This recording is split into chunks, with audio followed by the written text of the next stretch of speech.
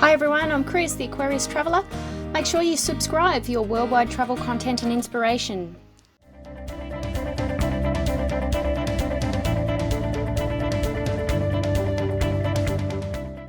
Hi there travellers, and welcome to this week's video on Booloumba Creek.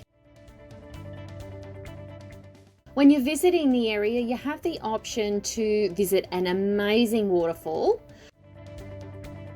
a small creek oasis, and be able to camp right there in the national park. This makes Booloumba Creek or the Conondale National Park a fantastic weekend getaway location. Booloumba Creek is located in the Conondale National Park, which is about 2 hours north of Brisbane. It's inland from the coast and among the Sunshine Coast hinterland. When you're travelling north from Brisbane, you need to use the Landsborough or Steve Irwin Way exit, pass by Australia Zoo, pass through Landsborough, and then make your turn to Mullaney. After travelling along the Mullaney-Kenilworth Road, you will turn left into the Booloumba Creek Road until arriving at the National Park. I post a lot of outdoor content currently in Australia, from hiking, swimming, waterfalls, beaches, a little camping, and showing you what the world has to offer. If you'd like to see more, please subscribe and hit that notification bell so you don't miss any future videos. Don't forget to smash that like button as well. As you're entering the park, you'll probably notice cars parked on the side of the road. These are the day trippers who don't own a four-wheel drive and have walked in for the day for swimming.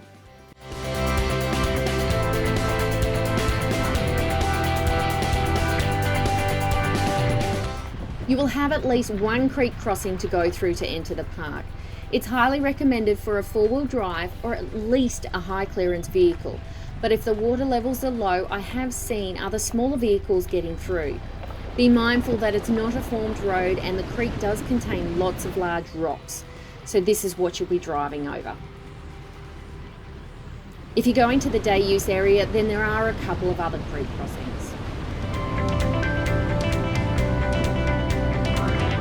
The whole lot is dirt roads, and phone service is pretty much non-existent as soon as you enter the national park. So, first stop today has us going to visit the Booloumba Creek Falls. You will pass by all three camping areas and the day use area to get there. The falls have a designated car park, which is about 9 to 10 kilometres past the camping sites. You'll be on dirt roads the whole way, which is nicely formed and flat, but increasing in elevation. The sign to the Booloumba Falls car park will be on your left and the car park on your right. Probably enough for about 10 or so cars here and a picnic table. Note there's also no toilet facilities here as well, so that's only available at the camping sites. So this is where your nature excursion starts, so just listen to those sounds.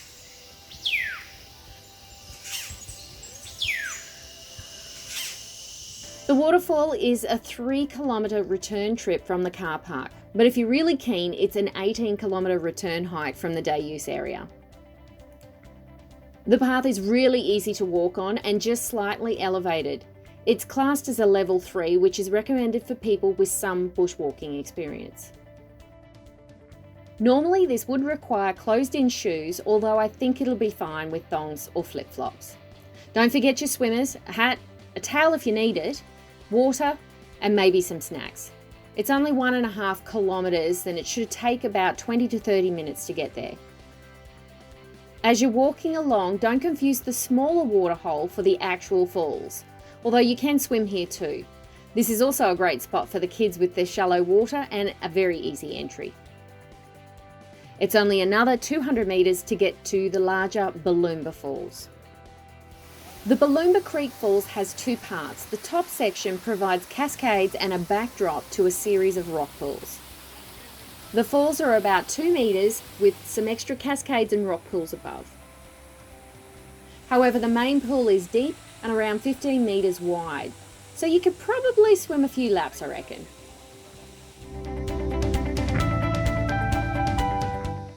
You can exit the track a little earlier to access the higher pools and cascades. Otherwise, there are some maintained stairs to enter from the main waterhole at the bottom.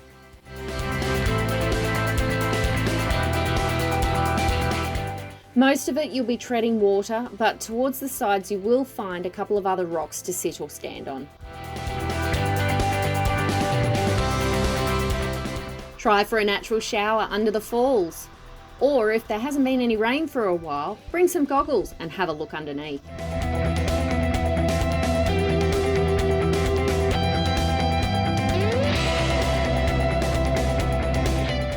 If you're accessing the higher pools from the main waterhole, be very careful. Scrambling over the rocks are sharp and can be slippery.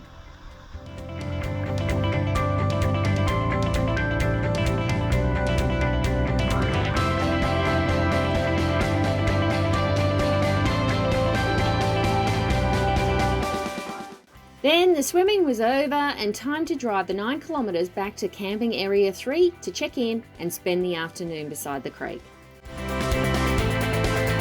There are 3 different camping areas and a day use area.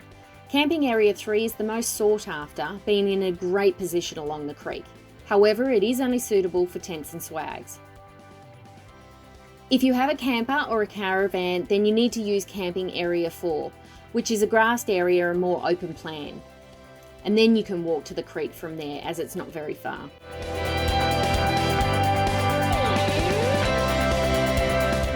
To check in, all you need to do is get a tag and fill it out with your permit details. The tag needs to be visibly placed on your site, and it cost us just $6.75 per person per night. On this occasion in the National Park, we stayed at Site 22, a little bit further away from the creek.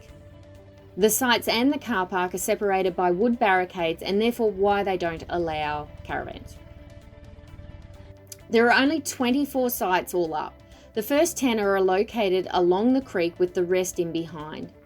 The camping sites have a car park separate to where you set up your tent. Obviously this is bush camping, but if you're heavily reliant on solar for power, keep in mind that there are lots of trees, shade, and you will need a backup battery for power. They have plenty of room for a tent site and lots of trees to hang your towels and clothes to dry. We normally have a camper to sleep in, but since this is a 4-wheel drive area, we just had the gazebo and a King Daddy swag. We cook with a small burner and have a fridge in the back of the car. That's for the drinks and the food. All the sites are pretty well spread out, so you have your own space. It is a quiet place, but the noise does carry through the trees and can get noisy if the park's full. So the camp is set up, it's now time for a swim in the creek and relax for the afternoon with a few drinks.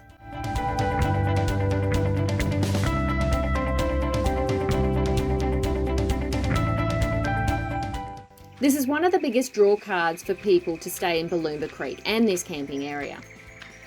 Keep in mind that this was once a very low-key place and few visitors, but the word is out and we had to book 3 weeks ahead to get this spot booked. The creek can be crystal clear and very clean. However, after 20 people jumping in for a swim, it soon stirs up and becomes a little cloudy.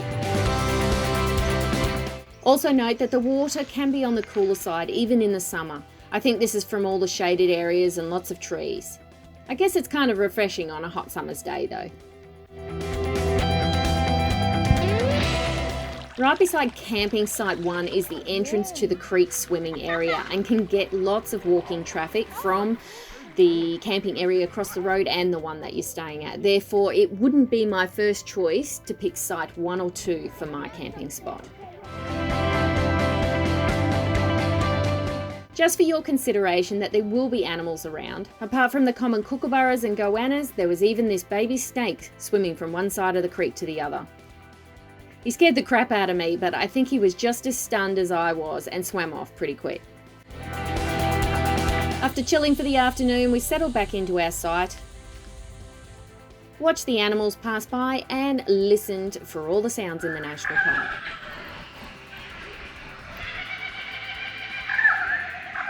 Cooked dinner and just hung out with a few drinks until the sun went down.